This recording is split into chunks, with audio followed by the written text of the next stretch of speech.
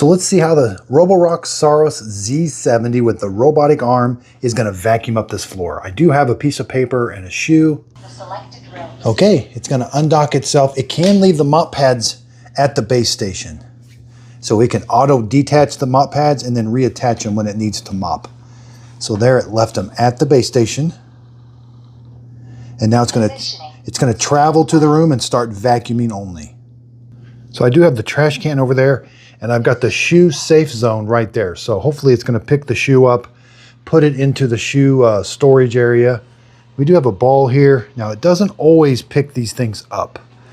It should pick that paper up right there, that's crumpled up paper, and put it in the waste basket from Roborock. Now it does do a good job of vacuuming. The obstacle avoidance is just okay. Sometimes it does run things over.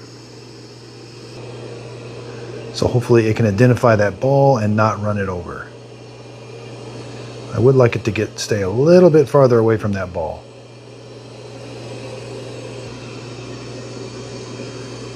Looks like it's trying to identify it.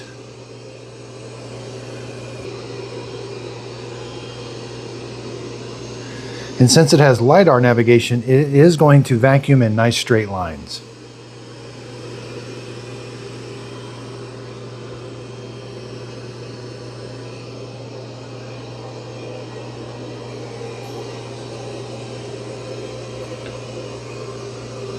So it's slowing down to identify that shoe. Now it has to identify that shoe as something it can pick up. So it did avoid the shoe, but now to use that grappling arm or that robotic arm, the sensor on the front has to identify it as one of the things that are pre-programmed into it, that it's something that it can pick up. If it's a big tennis shoe, it won't pick up a big tennis shoe, but these slippers and flip-flops, those are programmed in there to be picked up sometimes. But sometimes how it identifies it, it just says it's an obstacle and it's not going to pick it up. And there's two ways you can have it do this. You can have it just move the item and vacuum where that item was, or you can have it move the shoe to the shoe storage area. Now paper and stuff, it is supposed to move it to the trash can. That's called sorting. And you're going to know which items it can sort. It'll put like a little grappling arm in the app on the item, which I'm going to show you. So it is avoiding that shoe, but let's see how it identified it. So it did identify it with that grappling arm. So see, footwear, suitable for shoe storage area. So now at the end of the job, hopefully it's going to move it to the shoe storage area. Now it has been struggling identifying paper on this brown carpet. I did have some paper on, I've got another place that has hardwood floor that's a gray, like a lighter gray, and it identified the carpet or the paper very easily, but it does seem to be struggling on this brown carpet.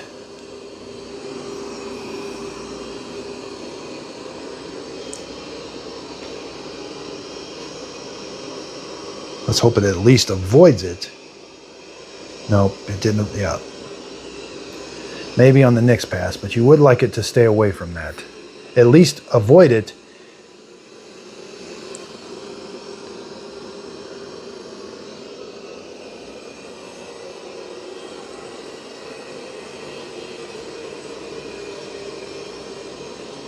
And there it's sort of looking at it going, there's something there, but then it just continues on. Yeah, that's a little disappointing. I do wish the sensor on the front, now they do say they're going to update it with over-the-air updates and have it identify more obstacles and probably have them identify it better. So it probably needs a little bit over-the-air update to identify that paper better.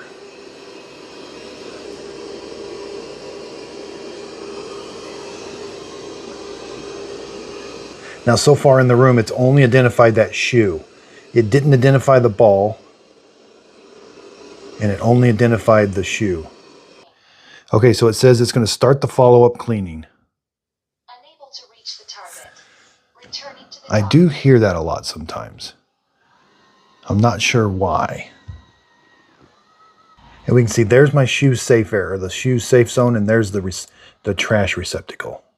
So when it is done vacuuming, it is going to auto dock and auto empty the dust bin.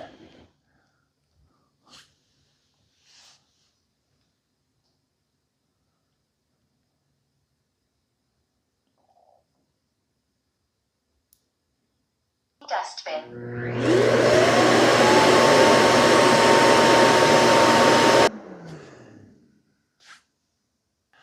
And so about every month, maybe every 2 months, depending on how dirty your floors are, you are going to have to empty out that. You're going to have to throw this away and replace that dust bag. It's very easy. You just pull that out and push another one in.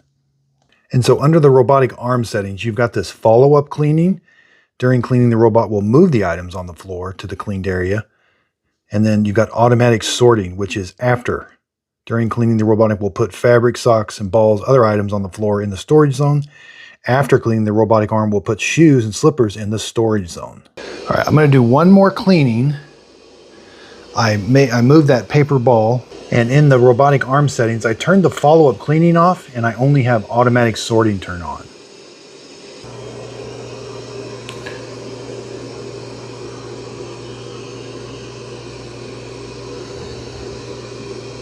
So it identified that shoe with an arm. It says, this footwear recognized suitable for storage, shoe storage zone. If it's not suitable, it'll just recognize it as an obstacle and you won't have that arm on, that grappling arm.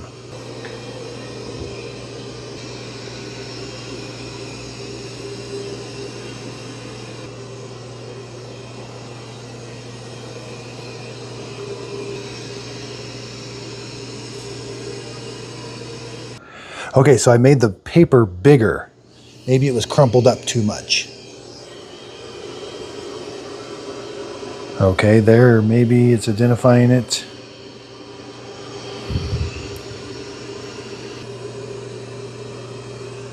And again, that Z, that box with the Z on it, that's the Roborock box that it should throw that away in. So it just identified it as an obstacle. Finished cleaning. Returning to dock. Okay, so it's finished cleaning. It says it's going to return the dock. So since it did not recognize that as paper, it's not going to throw that away. But hopefully it will sort this shoe.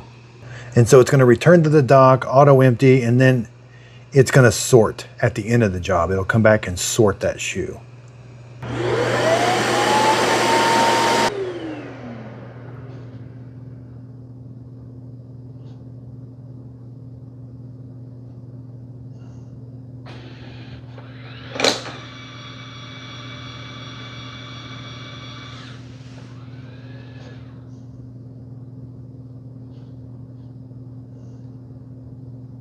Sorting items. Okay, so it's going to go sort the items.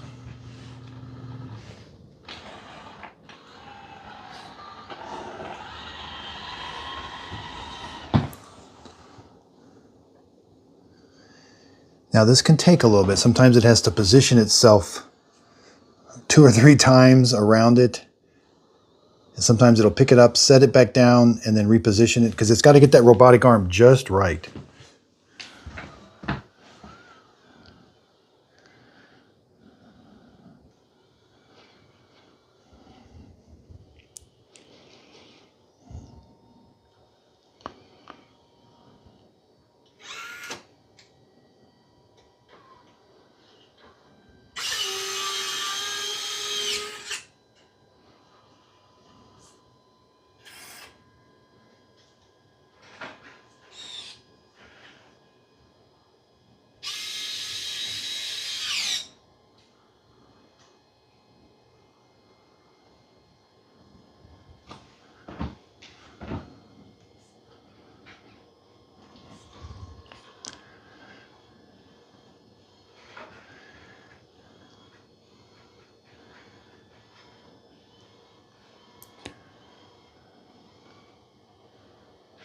So it's putting it in a different spot, but it did not take it to the shoe storage zone. I'm not sure why.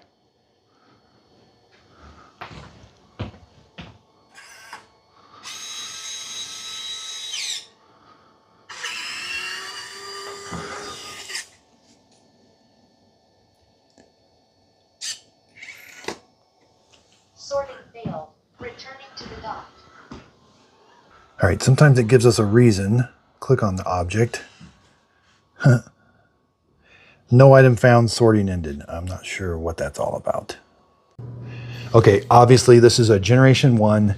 I've had all kinds of struggles with this carpet and I didn't realize it because I constantly kept checking it in this carpet because I can sit there and just, because you got to watch it for like 20 minutes. So I had to find a seat. This was just easy to do, but it super struggles on this speckled carpet.